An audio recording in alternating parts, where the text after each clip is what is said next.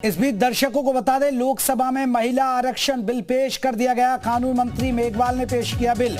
नारी शक्ति वंदन अधिनियम पेश हुआ बिल। तो इस बिल का नाम है नारी शक्ति वंदन अधिनियम। पेश कर दिया गया, लोकसभा में बिल पेश किया गया। इस तरह कल जानकारी थी कि कैबिनेट में मंजूरी लग चुकी है।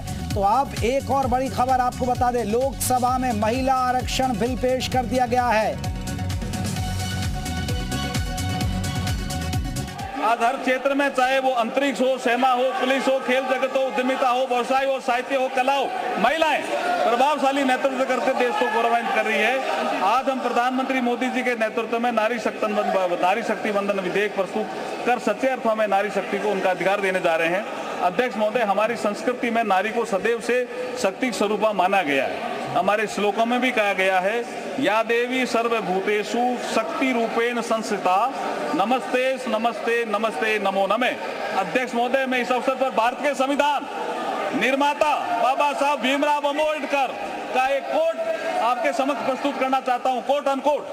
बाबा साहब को किसी ने पूछा कि आप किसी समाज के उत्थान की प्रगति कैसे नापते हो, व्हाट इज द पैरामीटर, कि ये समाज या देश, ये राष्ट्र उन्नति कर रहा है। तो बाबा साहब ने एक कोट कहा था, उसको मैं कोट अनकोट कह रहा हूं। उन्होंने कहा, I measure the progress of a community by the degree of progress which women have achieved, which women have achieved. मैं इसको कौन दूर करेगा?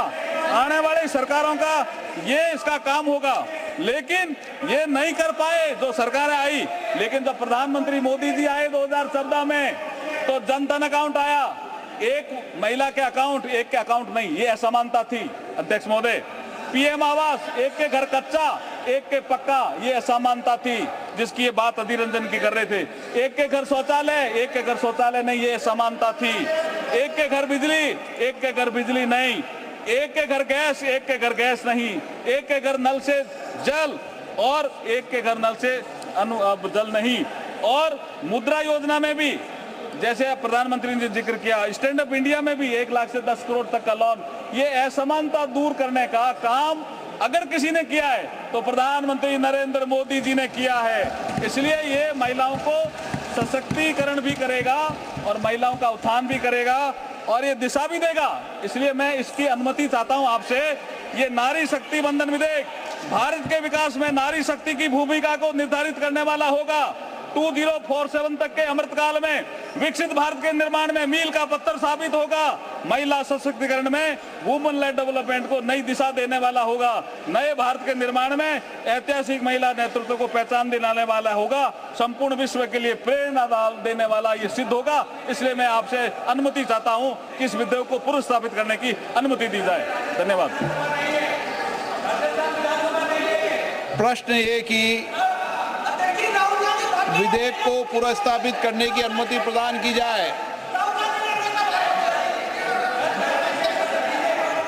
प्रश्न है कि विधेयक को पुनर्स्थापित करने की अनुमति प्रदान की जाए। जो सदस्य इसके पक्ष में हाँ गए, जो सदस्य विरोध में ना गए, मेरे विचार में निर्णय हाँ वालों के पक्ष में हुआ। हाँ वालों के पक्ष हुआ। माननीय मंत्री जी अब विधेयक को प्रस्तावित करें।